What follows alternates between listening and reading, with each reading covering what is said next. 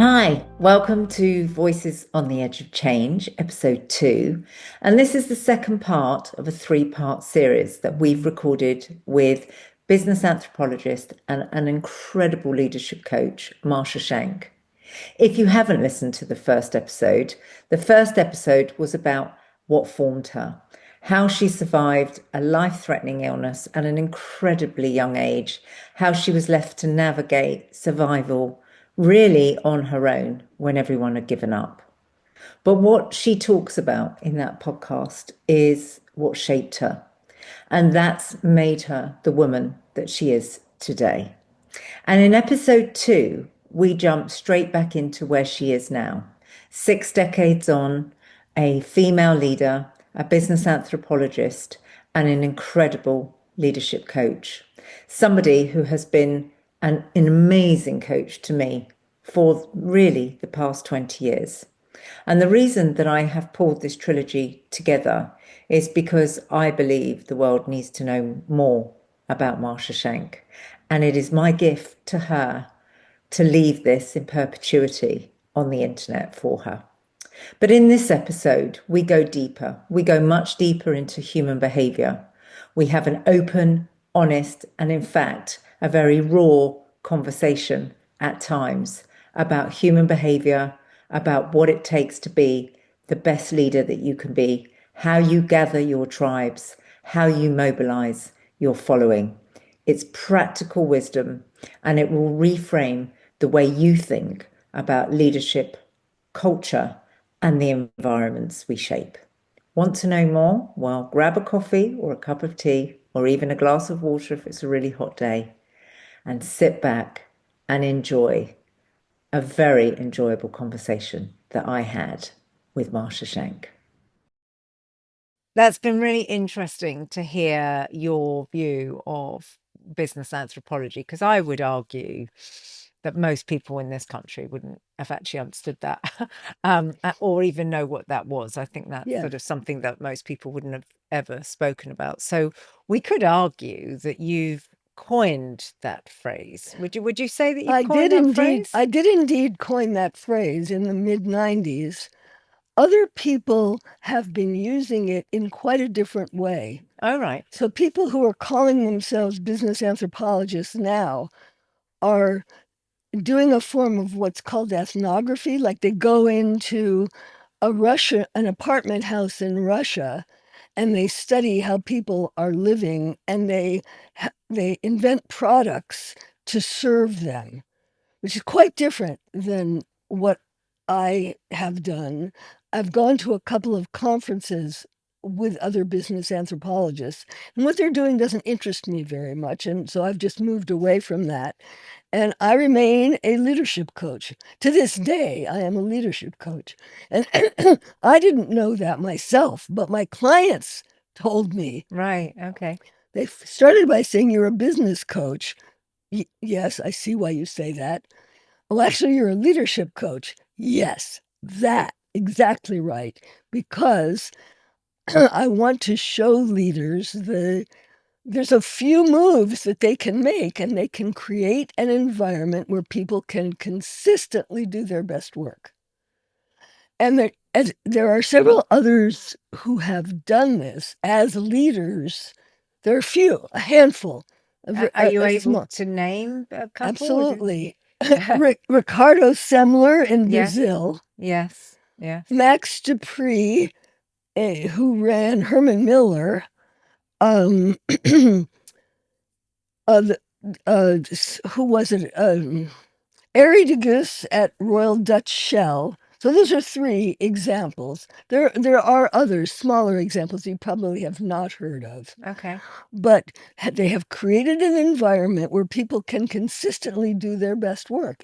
It can be done, and it works. And give me an example of what is it that they have consistently done that you believe? Ricardo Semler is a genius, and I would recommend that you read his books. He inherited a very boring furniture company from his father, and he didn't want to work in it. He didn't want to be there. And he he said to himself, well, the only way this is going to work is if I can create something that I want to be part of. Huh. What would that be? So he started teaching the janitors to read balance sheets. And it was amazing. He found that he had people with PhDs standing in line wanting to be janitors in his company. I'm onto something. But he created a learning environment where people shared their questions. That's all you really have to do. I mean, there's a few steps, but all you really, really have to do is sincerely share your questions. Because if you do that, others can contribute. Yeah.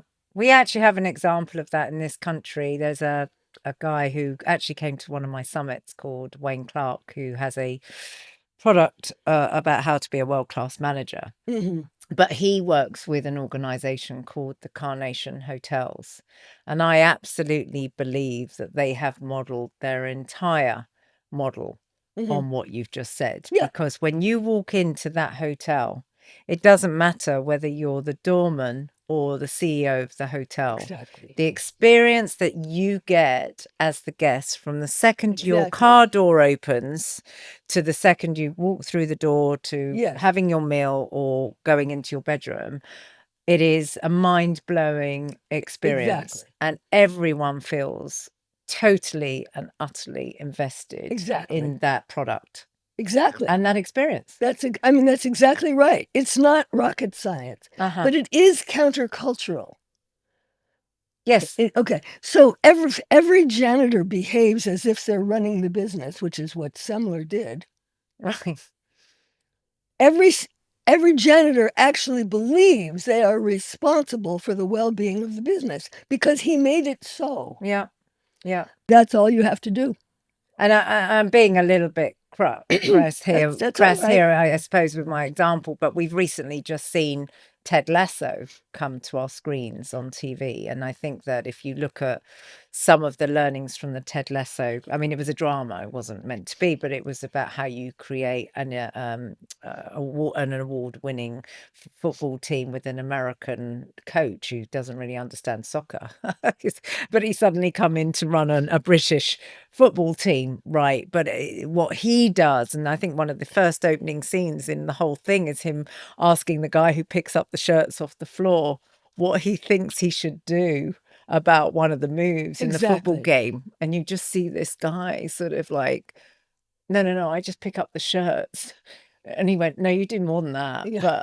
But it, if you sit more, and I think what you're saying is I'm using that example because the people that will be listening, hopefully a lot of people that will be listening to this podcast will try and reframe what you're trying to say to probably quite a simple process or a simple example of where they are in business today. How do you get people invested in the way you want them to step into your values, to work in your business, to understand your ethics? And when you don't have that, which we could probably share many examples of, that's when it all starts to really go wrong, right? Absolutely. Well, back to anthropology.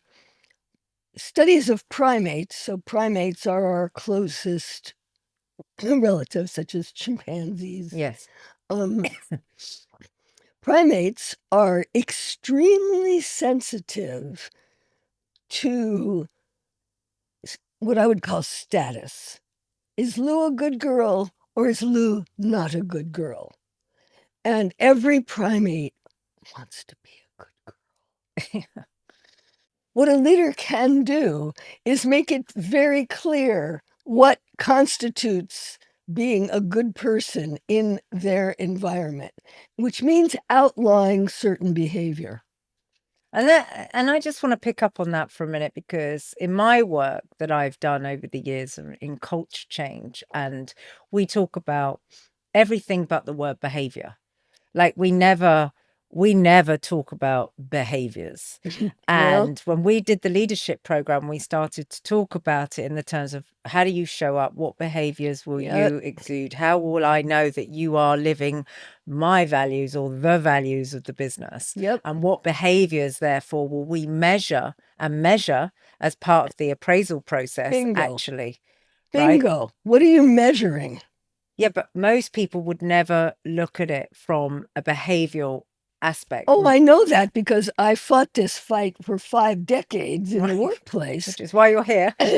And say to leaders, you absolutely do have the power. I remember speaking to a CEO who I really loved, a lovely, lovely man. And he was, I'm so upset because a particular person was being disrespectful to other people. And I said, well, you're the boss. And oh, who am I to tell him how to behave? I said, you're the boss. He had so much trouble metabolizing that it was, in fact, his job to let this man know that if Yeah. he was disrespectful one more time, he would be out. And my client and I really got wound around this, and I couldn't get him to do it, and I couldn't get him to do it, and I resigned. I said, all right, I'm not being effective. You need another leadership coach. Oh, no.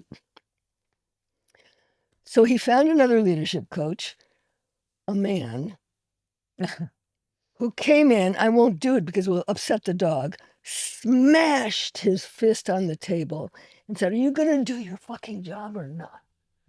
To the leader. Oh, didn't occur to me to say that.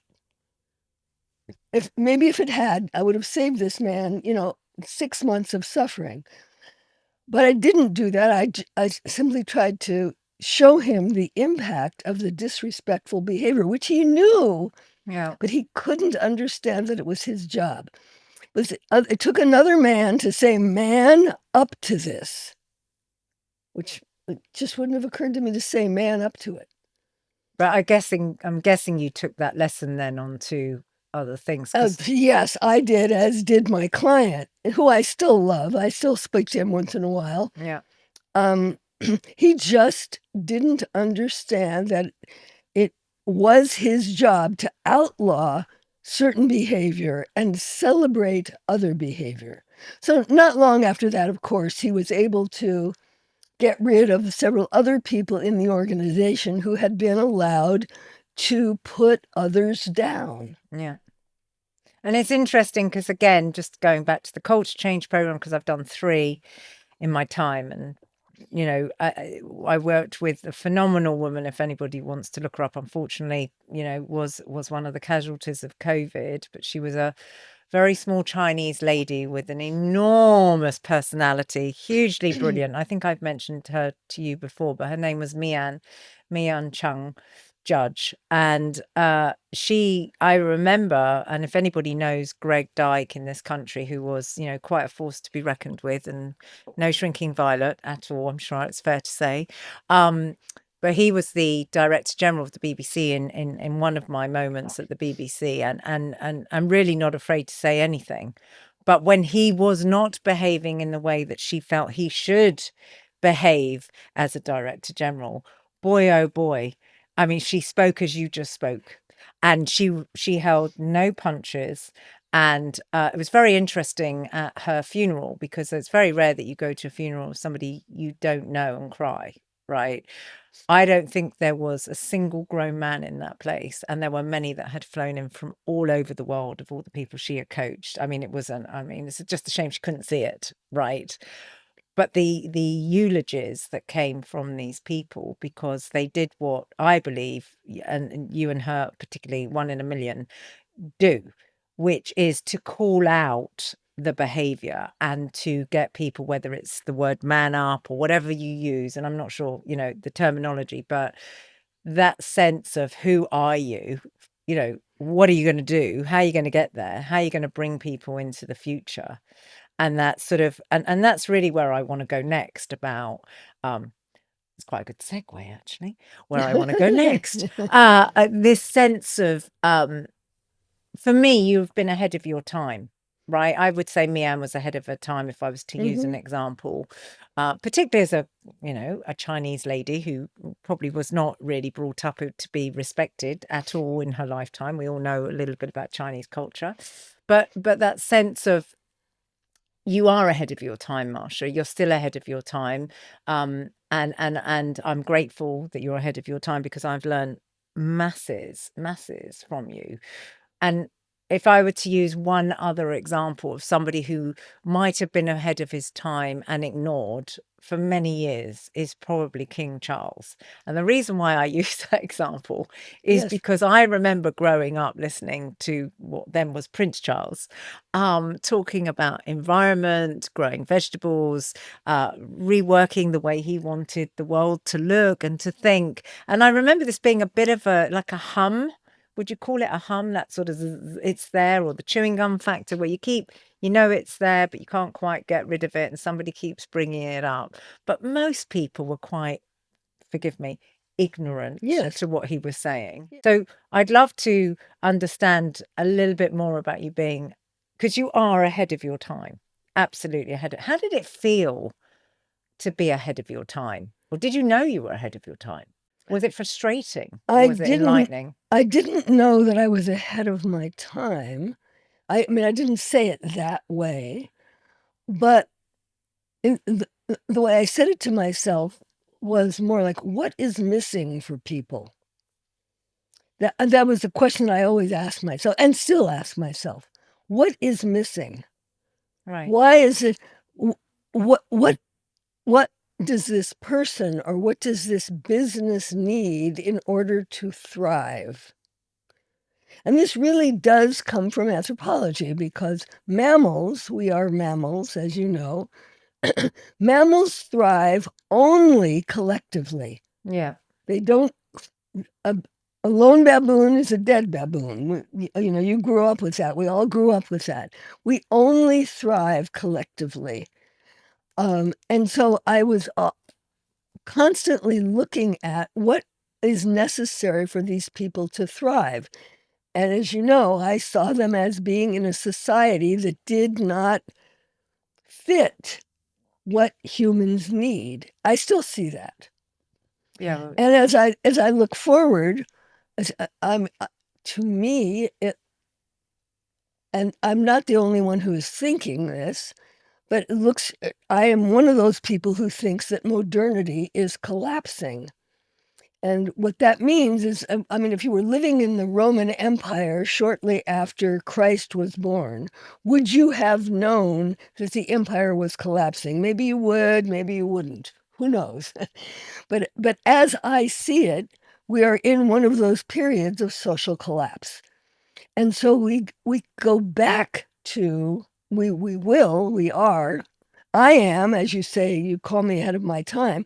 I'm living in a community where we are feeding, and a bunch of other people, many of whom have white hair like I do, we are feeding people who don't have food.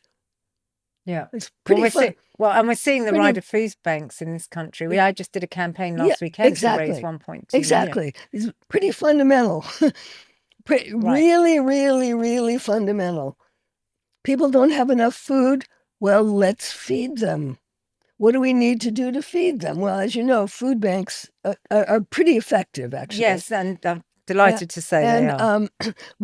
I grow much of the food that we give to people. And in this, I'm very much in line with King Charles, that the environment, what we call the environment, the earth, is where our food comes from. And if we mess it up so badly that we can't grow food, we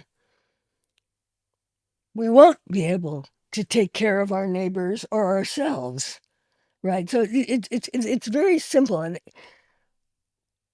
to me, it has looked all along like what is needed is actually very simple. It's not complicated. It's very simple. Just pay attention to the people around you and notice what they need. You can't do it with everyone. Yeah. I don't I don't speak to everyone the way I speak to you. Mhm. You and I take care of each other. We chose to take care of each other. We did. And you can only do that with a small number of people. The number is actually probably around 18, but we don't have to get into that. But if you take care of 18 other people who are so close to you, you will be moving toward a thriving context. But if you Really very simple. So, I mean, one of the things we've spoken about on other podcasts in my time is about building movements. So, you're talking about if I take care of 18 and those 18 then take care of 18 and the next 18 take care of 18. And we're going to be speaking to Nalima later, who looks after courageous leaders. And that's very much what she's trying to do. And I think that collectively, the three of us that will appear on this podcast at some time are all collectively trying to build and drive movements, right, that collectively look after others in the world and others that are less fortunate than us, right? But we talked also this morning, which I know we can't fit everything onto a podcast, but you and I did take a look at some leaders that are doing one thing in business, but actually shifting away from that now to take care of the world. That's right. Right. In whatever form that is, right. Whether it's Richard Branson on neurodiversity, right. Bill Gates on, stopping polio.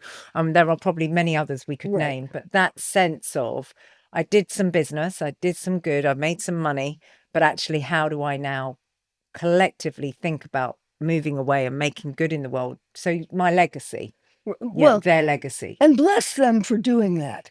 But you don't have to be wealthy to take care of the people around you. No, I agree at all.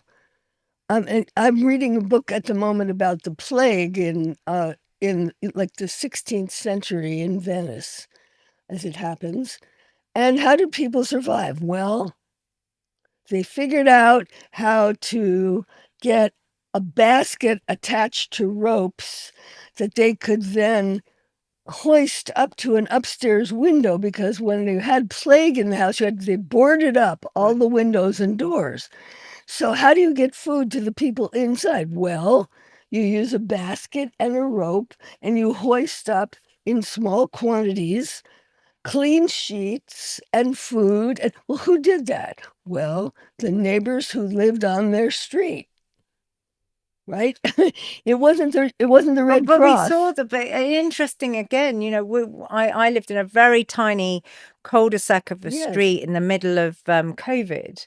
And the first thing, in a very strange way, we did exactly that. We formed a WhatsApp group in this day and age, right? We started to communicate with people that were unable to go to the shops. We worked out the shopping lists, right? We left the food on the doorstep, and collectively we made meals or cake and all of a sudden, from living in that street, no word of a lie, I think I lived in that street at that time nearly 12, 13 years. I didn't actually know some of my neighbors. Like, I didn't know their name, right? And now I knew not only their name, what they needed, how they walked, whether they were bedridden, who had had a stroke. I mean, it was extraordinary to me that I could have lived in a street with no more than about 10 houses and know nothing about the people I lived with. This is a wonderful story. This is what I mean about, I wouldn't call that ahead of its time. I would call it being with the basics. The basics. Oh, yes. Your neighbors don't have food? Okay, that's fairly basic. Think I'll get them some. Maybe it isn't exactly the flavor of ice cream that they like, but I will get them something, right? It's very basic. It's really, so in that sense, no, I didn't see myself as ahead of my time. I saw myself as dealing with the fundamentals. If you treat people with dignity, you can create a best work environment. Duh.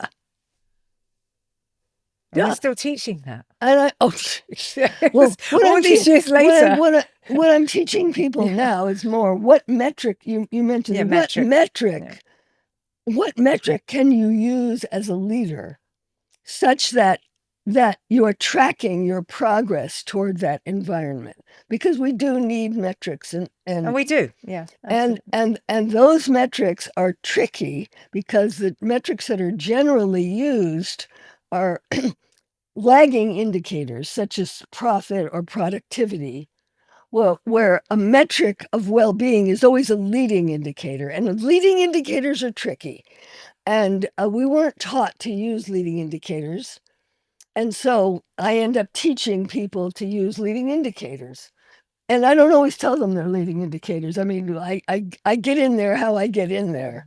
And can you give us just a small example about how you get in there? Like, what would, if I were working with you today, what would I be looking for as a metric? You know, what would be one or two of those, just for an example for the podcast? I mean, I've sort of developed a one size fits all, and I did that in order to have it be less expensive.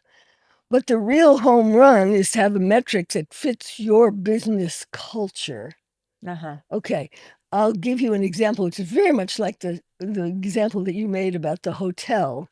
Okay. So I was asked to work with a let's see, an optometrist, people who make glasses, in a city in Tennessee where I feel like a fish out of water, but never mind. I'm there. And why do they want me there? Because the big chains, like Sore Eyes or whatnot, are coming in and trying to take away their business. And they were the business leader in the region, and they wanted to keep their customer base, I guess. Yeah, they wanted to keep their position and not be undercut by the chains. Oh, what fun is this? And what's a great thing about this story is that a number of people who worked in this clinic didn't have what in the United States we call high school educations. They hadn't even graduated from high school. So I didn't tell them that I was using game theory, but I took them through a process in which they were using game theory, and to ask them the question, how would you know you are winning 10 minutes into the game? This is what the brilliant coach can do. So how would you know you are winning? How would you know you are winning? Okay. And so I took them through a process that they came up with. You will love this. We all have to be doctors. Oh, wow. And they did it. They pulled it off. So they had people who hadn't graduated from high school who took on the dignity and authority of a doctor. And they started doing exactly what the people at that hotel are doing, that you walked in the door and you felt like you were talking to the doctor, right? And you couldn't make this up. About 7 or 8 months later, the actual doctor had a stroke and died. Oh. And they were they were unhappy, but they were fine because they had 19 other doctors. And they recruited someone with the appropriate medical degree, because of course they needed that. Of course. But they were fine. They ran the clinic on their own until they could find someone with the right credentials, because they were all doctors. And it was just, I love this story. It was just such a fantastic example of what you can do with people. And you know, when I first got there, they were cowering. They figured, oh, I was someone with some sort of advanced degree and I would make them feel stupid. And I did the exact opposite. I gave them a really fun game to play, and they played it, and they played it well, and they came up with their own answer. I would never have come up with that answer. You would never have come up with that answer. No. But they came up with that answer, and they did it, and it was just like a done deal. And I love that. But not everybody can afford to bring me in and for a day and have people stop work. So I've worked up a sort of a one-size-fits-all metric that can be trained and installed in an organization that's really all about the same thing. Right. And how do people find that for the sake of this podcast? Is it on a website? Do they come to you? I've taken the website down. As you know, I'm spending most of my time growing vegetables. Yeah.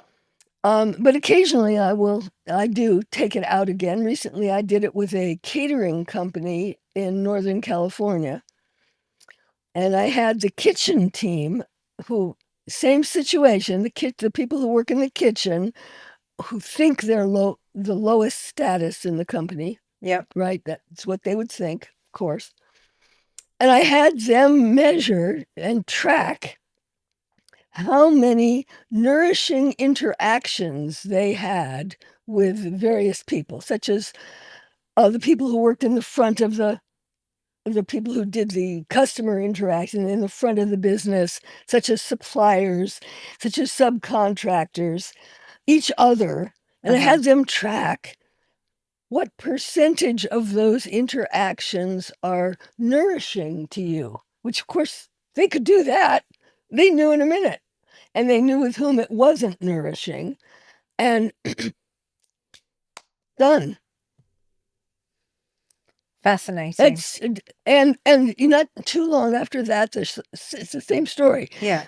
The celebrity chef left, which needed to happen, and someone who you would never think would rise came from the back of the kitchen and ran and still does. Yeah. Having worked in a media organization, I can actually understand that, but we got too hung up on the guy at the top or the woman at the top with the ego, actually, to work out who else could run the program. And we've had extremely successful programs for very unnamed people that could do just as well a good job, right? But we get hung up on the physical name or the star. And you can do that in any business. Yeah.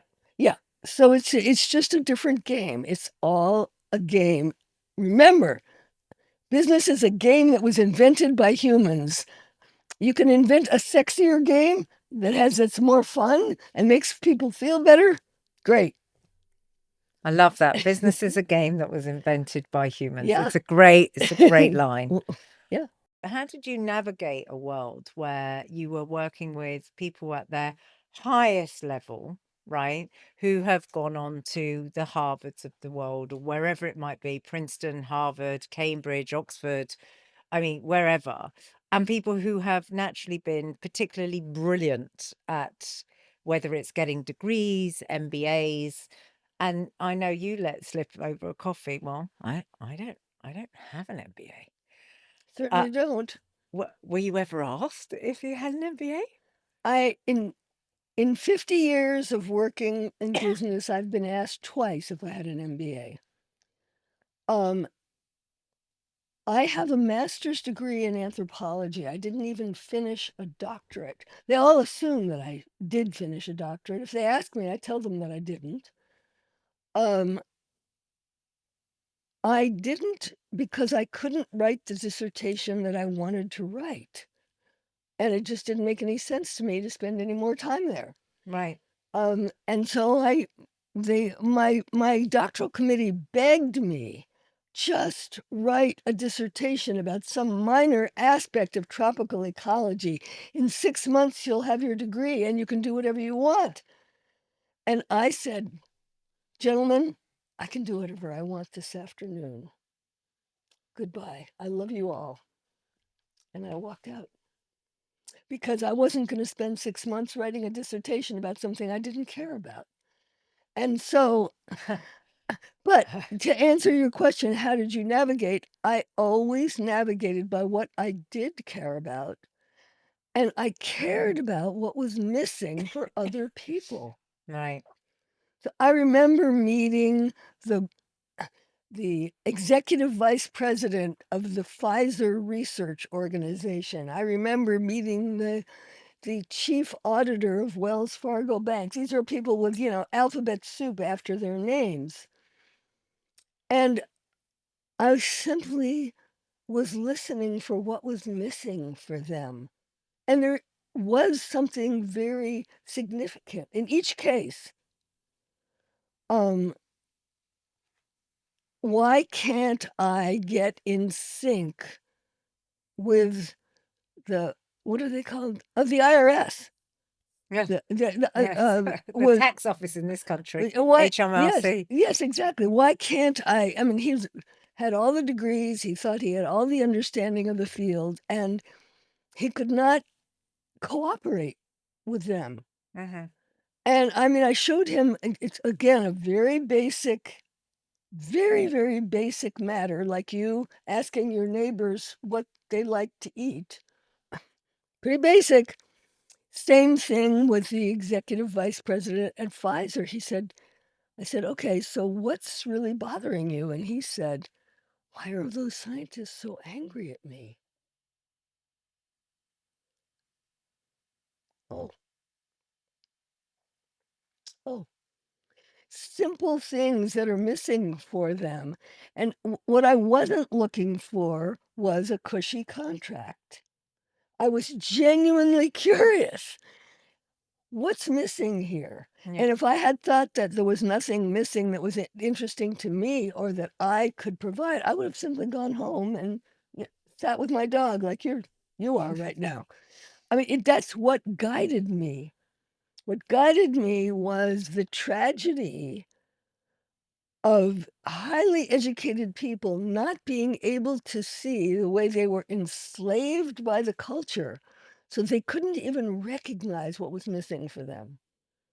And if I just quietly sat and listened to them and asked them what my very fundamental question, in 6 months' time, what would have you delighted? Mm. They all know the answer. Nobody's ever asked them that before. Yeah. I have a client that I've been working with last year who wants to put on a really important leadership day. And he couldn't articulate to me what the vision was that he wants to sell to his 500 leaders in the room. There you go. And we were getting very close to this leadership day. So my question to him was, we're 5 years ahead now. You did your job. You did your job really, really well. Why was it successful? Oh, didn't take him long at all to tell me all the reasons why it was successful. Exactly. And when we turned it around, he was like, Exactly. oh my God, it was a life moment. It was one of those like bing moments. Totally get it. It's just, you're just asking a question that allows people to arrive at something very simple, but they can't see it because of the cultural blinders. And as I told you, I saw those cultural blinders as a child and saw how tragic they were. And they are tragic. So you've really applied that, Marsha. If we look back from where we started at the beginning of the podcasts. Yes, I have. You have applied every blinding, and I say, being blinded by, to your success actually in what's creating your legacy in this world today, in that you stayed curious, you've asked questions, you've gone against the norm, you've challenged, and you've been able to prove that with your thinking and your models and actually your experience. I mean, and I'm sure, like all of us, our clients hopefully in the end speak for us, because they say you need that person, because that person will bring this value to you. That's right. That's right. And then that is how I got where I got, is people would tell each other about me. But that's what moves me. And it is, in fact, on my little island where I am now, I'm fighting a similar fight that I've always fought, is that many of the families who really need food feel shame at accessing what's available through the food bank. And I said, okay, I know how to deal with this. We need to elevate their dignity. Yeah. And there's a way to do that, and it's quite simple. And so we're doing that. And elevating dignity, I mean, I think we're in a world now where that's becoming, again, you'll meet someone this week, Bianca Robertson, who, is doing everything she can to elevate the dignity of every single homeless person in this country. And we're very fortunate to be having dinner with her tomorrow night. That sense of, and she is on a mission. You will see that. You met with Jane Manley, again, who's the outgoing CEO of Earth Trust this morning. I'd like to name check her, because again, she wants to repair the dignity that people have, and is on a mission to do that through her environmental studies. You're going to be talking to Nalima today, later on in another podcast, about what she's doing with Plan International UK, but the work she's doing with all of what we're calling, not me personally, she is calling, courageous leaders. How do you become a courageous leader in this world? What do Yes. you do and what do you advocate? And I guess, I mean, I don't have to tell you that I love you, because you know that I love you and I love you dearly, but you have taught me to remain curious. You have taught me to question. You have taught me integrity. You have taught me to believe, and I'm trying not to get too emotional, but you have really given me the strength at what has been in my life some very massively traumatic moments of my life, I believe, to come through it, whether it be at work or personally. And the first question, in fact, I'm just going to share this for the sake of the podcast, because when we met back in 2005, which was not, I think it was really, I think we were 7 weeks no more away from 7/7, but we didn't know that in this country, that we were 7 weeks from 7/7, which was our 9/11. So That's right. so we were sitting in Halifax, and I was going through an unfortunate breakup at the time, although I didn't actually really recognize that either. And you said to me, just as we were leaving the leadership development program, "So, honey, when are you leaving him?" Of course I said that.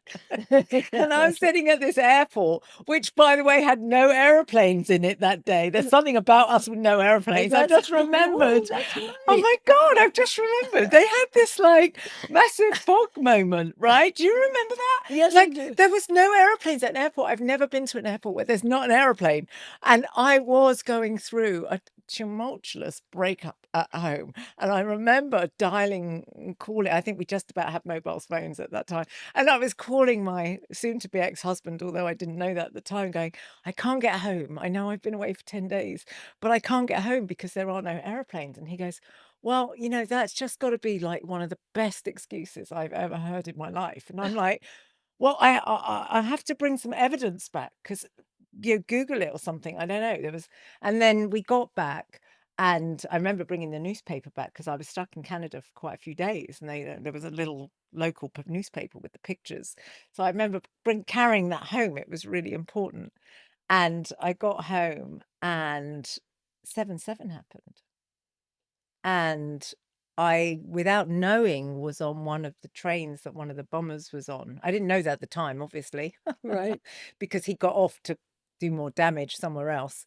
And when we understood from the news where that particular bomber had traveled through CCTV, I realized that I was on that train. I mean, thereby goes the grace of God that I wasn't injured.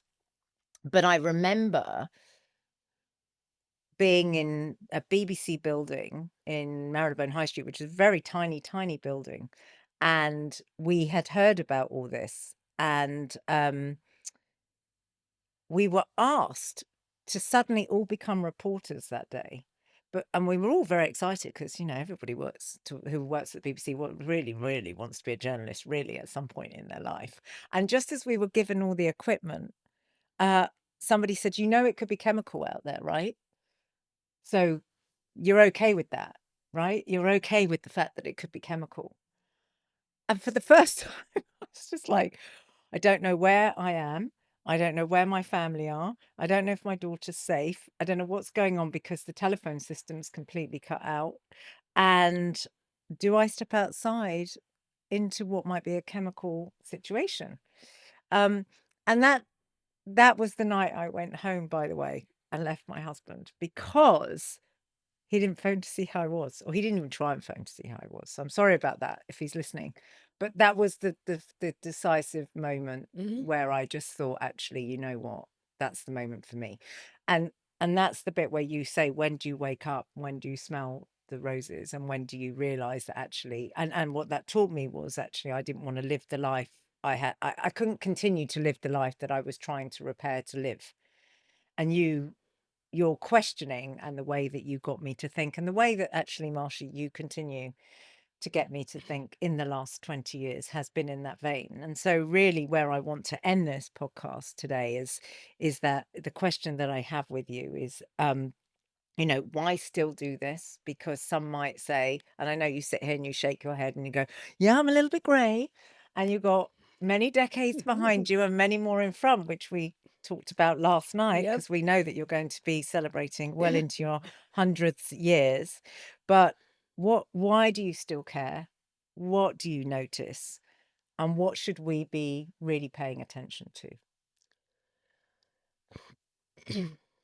Well, it's really fundamental.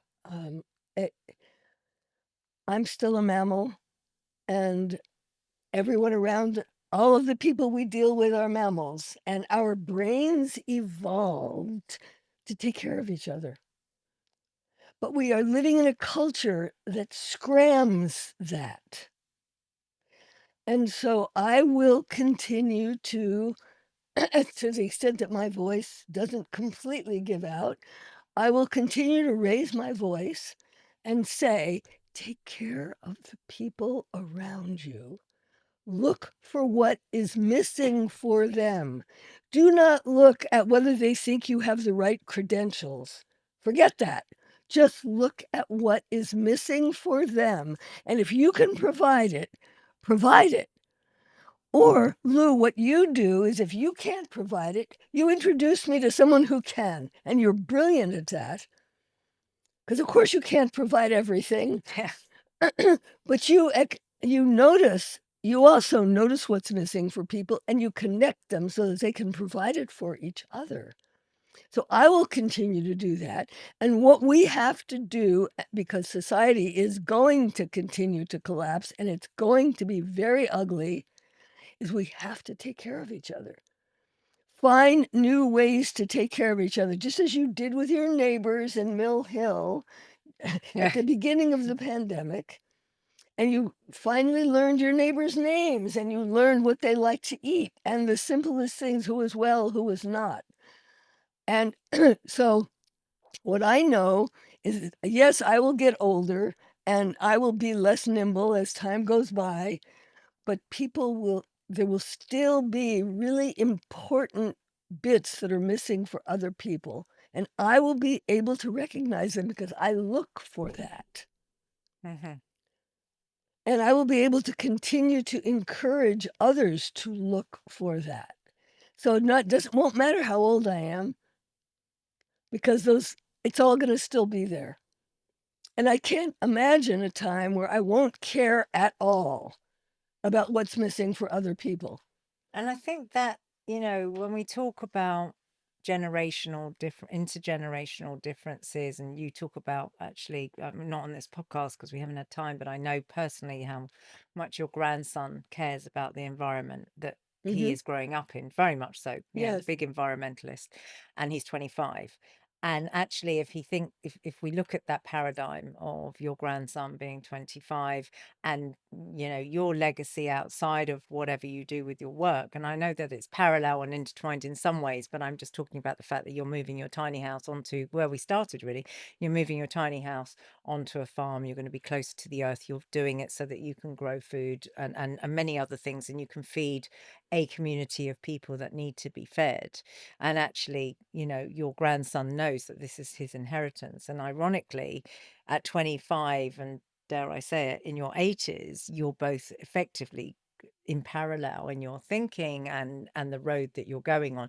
You may have different views about how you end that, or he takes over and you end that and you pass the baton, but there is that sense of, actually, you do care. And I think what we're seeing more and more is the intergenerational caring, actually, that we're not in that sense of, I'm not saying everyone, because there's always going to be difference, but there are many generations now really caring about this world, really caring about where the world is.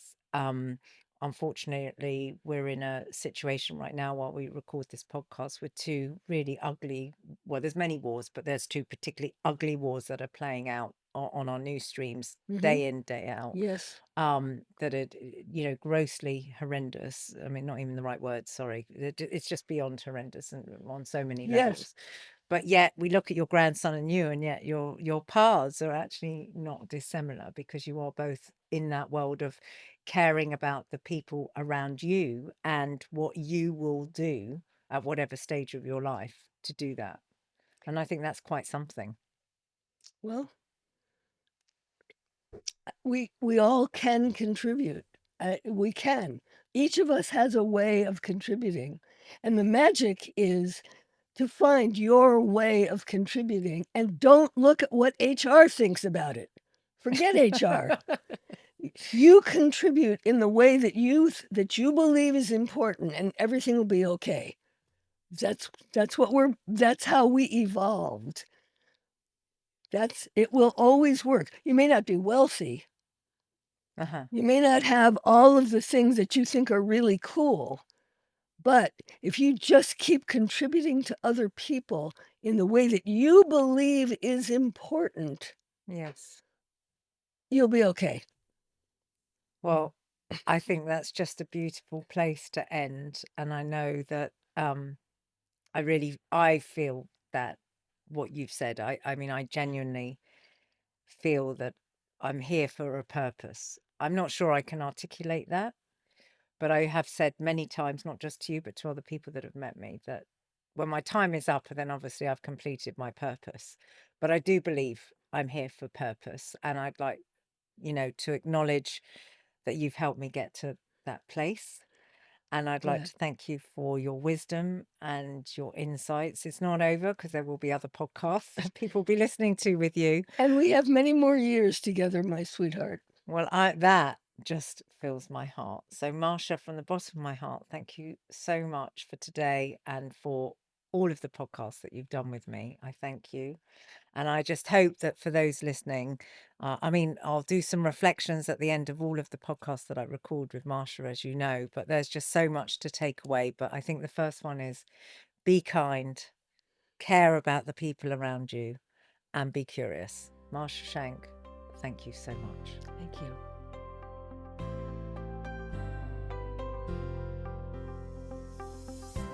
I don't know about you, but I've got a hell of a lot of reflections from that podcast with Marsha.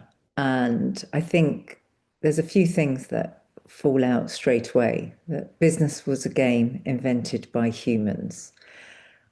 That we're working in a business that was invented by humans that's 200 years old. That we're not fit for purpose. That it was a game that we made up, and we're not prepared to change the rules. So dignity is being eroded. And I've heard a lot in my time about dignity at work and dignity being eroded. In fact, very recently I was at a conference and there was so much talk about what value do I bring and when do I protect my own dignity. And she talked a lot about that. She talked about the fact that it doesn't always fit our human brain, the way we're trying to build things in the workplace, the environment that we're trying to build doesn't actually fit our human brain and the way that we work today. It was fit 200 years ago. We're now 10 generations on. We were formed in an industrial revolution. We're in the middle of another industrial revolution, particularly through the digital age. She talked about the types of behaviors in the workplace and how you can change the environment. In fact, at one of my summits recently, she managed to get over 100 people to think about changing their environment in less than 20 minutes. It was incredibly impactful. Do we need to understand the real impact of bad behavior? I loved what she talked about when she talked about the difference of the way she spoke to somebody in one of her examples and how someone else came in and just told that leader to man up. Ha, she said, I wonder what would have happened if I'd said the same thing. We need to think of ourselves really as mammals. She talked quite a lot about that and also about a lone baboon. I love that expression about the lone baboon. How can we succeed if we don't have the right people around us? A lone baboon is a dead baboon. That's what she kept saying. And again, I take that away. how often we feel isolated, alone, or we think we can do it without people, and yet we fail. So how many times have you thought about being a lone baboon and a dead baboon?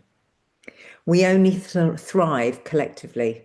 Again, I absolutely believe that. I think the most successful businesses are about collaboration, about partnerships. The work I've been doing in looking at founding businesses recently, where you create the right partnerships, where you create the right collaborations. And I know I'm certainly setting up my portfolio career exactly on collaboration and partnerships. We are a society that needs human interaction, the power of connection. We've lost that since COVID. How are we trying to regain that back? How are you trying to entice your teams back to the office? How are you trying to change your environment? The other thing I thought was really powerful was how she talked about you don't need to be wealthy to take care of the people around you. It's not about money. It's about integrity. It's about being kind. It's about empathy. She talked quite a lot, actually, about empathy in leadership and empowering us to do that. So when have you been empathetic? When have you seen somebody perhaps not be so empathetic? Have you called it out? Have you let it go? What might you do differently this time? So much more I could say, but I think what she's given us is a lot to think about, our styles of leadership, our human connection, the way we build followings, the way we create our visions, and the way we think about leading our teams, motivating our teams, and inspiring our teams to take risk, to be inspired, and to make impact. Thanks for listening to this podcast. If you want to know more, why not subscribe below or drop me a note at lou@louroby.com or follow me here or pop over to my website, louroby.com. We'll be back with episode 3 shortly. Thanks for listening.